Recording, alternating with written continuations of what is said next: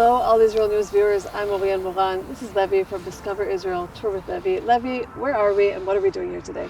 In the phenomenal biblical city of Beersheba, the geographical southern border of Israel for so many years. Today we're going to walk in the steps of our forefathers, see the promises they had with their neighbors, see the importance of the wells that they had here. Let's go. Let's go.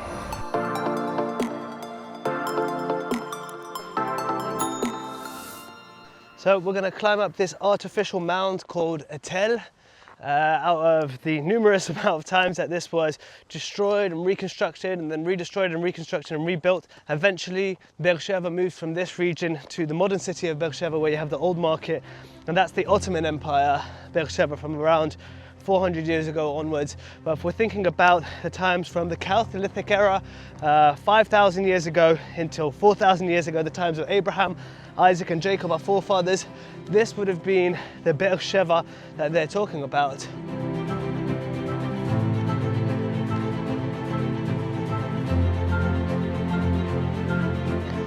על כן קרא למקום Beersheba, and therefore they called the place Beersheba.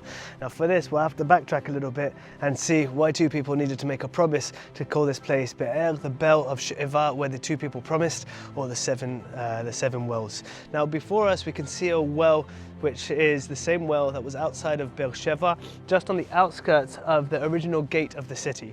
Now this specific well was for cattle and to show the hospitality of the place, and when you didn't have to come into the city to feed your people cattle.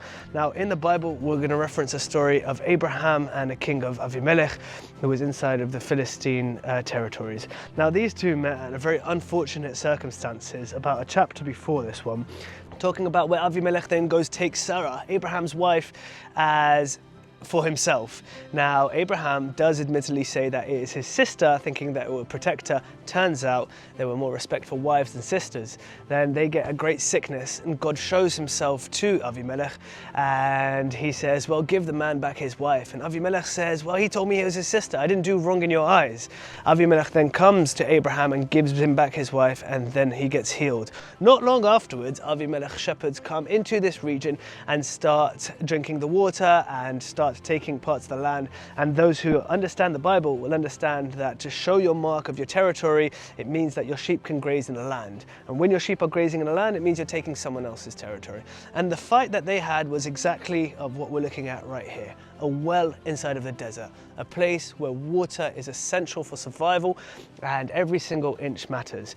They then make a peace treaty where Avimelech then brings him 7 goats and other great gifts, and from there we have a Beersheba, the well where they made the promise.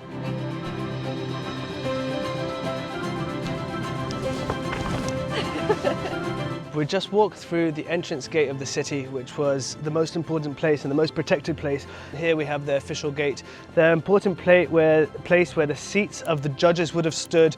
It would be a meeting place for important people. The king would come here and wait for important people to see. So if I was Abraham and I would know a king of another place, for example Avimelech, even though they had controversy between them, they had great mutual respect as important leaders. So Abraham would have come to this gate where I'm standing and then met Avimelech to try to converse with him and bargain back for his wife.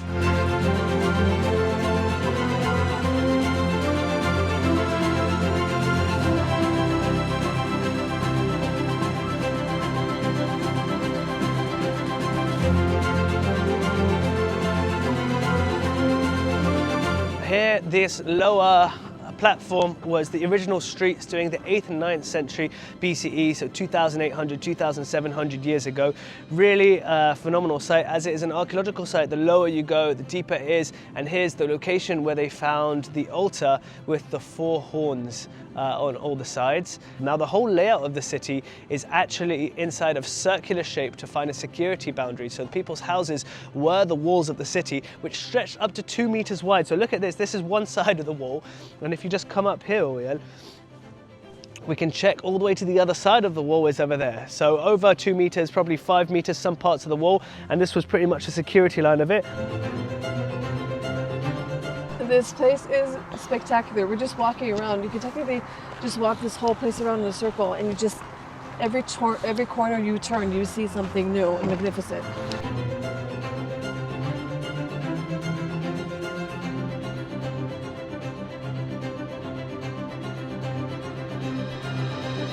Beersheba has always been the geographical southern borderline of Israel. One of our Jewish leaders, called King Solomon, was the person who manages to extend that all the way down to modern-day Eilat and build a port city there. Most other nations, such as the Ottomans or the Mamluks or the Romans, the desert was this large part of land which they couldn't logistically cross with brutal military force, simply because of the logistic disabilities to be able to bring enough water for soldiers to then make it through this strenuous desert. The stream beneath us, called Hebron, which sadly is very polluted today, was this last source of water out here. That's why when people dug wells here, we can see such great significance inside of the Bible, because any further, if you didn't know, that would be the end of you.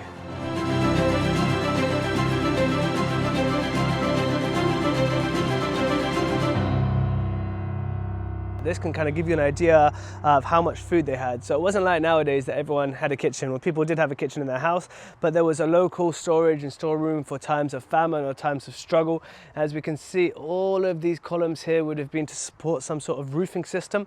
And these sort of vertical columns. It's quite a large storehouse and it's pretty well preserved and quite secure. You know, we have today our modern privileges of having a freezer and a fridge and all these things, but back then they didn't have that. You'd have to know how to get water. You'd have to know, how to store your food, how to preserve it, how to grow it. A lot of these modern things have been lost because of the modern privileges that we have, but the fact that we are here in this place and learning about how our ancestors would do things that should be completely basic, and we're relearning them today, is absolutely magnificent to think about all the civilizations that were here in the time of Abraham. It's so cool. Beersheba's power was its ability to store water, and we're about to go into a 20-meter deep and 700 square cubic meter wide water system. This is so cool.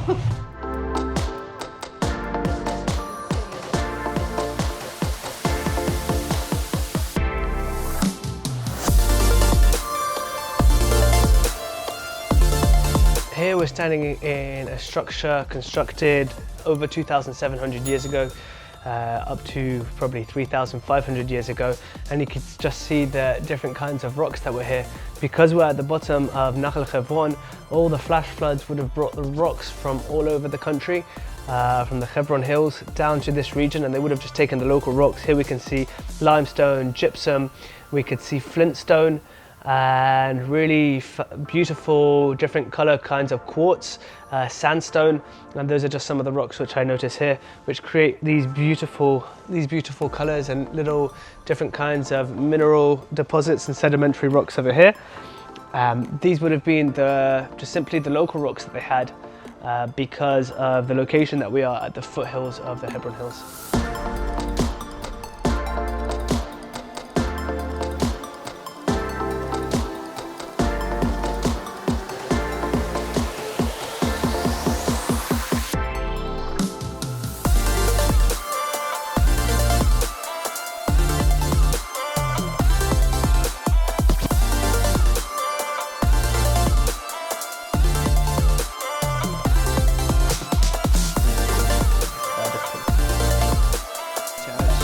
Activate it properly. So you could take sage and use it for your gum health, kind of a mental sensation. You put one leaf on your upper gum, other leaf on your bottom gum. You rub it back and forth for about a minute, and then you're going to feel a tension release inside of your gums, and it really kind of feel better, like this mental sensation. Cheers. Cheers. How is it? It's nice. It's not too strong. It's not too bitter. Super healthy. This is what our ancestors used to drink. Just their normal cup of tea.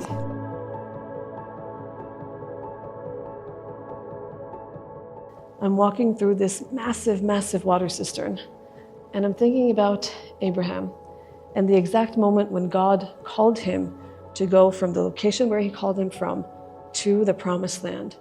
And you have to understand, this wasn't an easy thing, because everywhere you go, you need to find a source of life, right? You need to find water. And so Abraham would dig a well, and then there would be a quarrel over that well, over that source of water. And I think it's an encouragement to us that no matter what happens, wherever God calls you to go, no matter what challenges you face, no matter who tries to take that source of water so that you won't be provided for, you have to remember to keep on going. So the God that Abraham served, that fills cisterns with water, that brings forth the rain from the sky, he's faithful to fill in that source of provision for you. So keep on going, no matter how much resistance there is.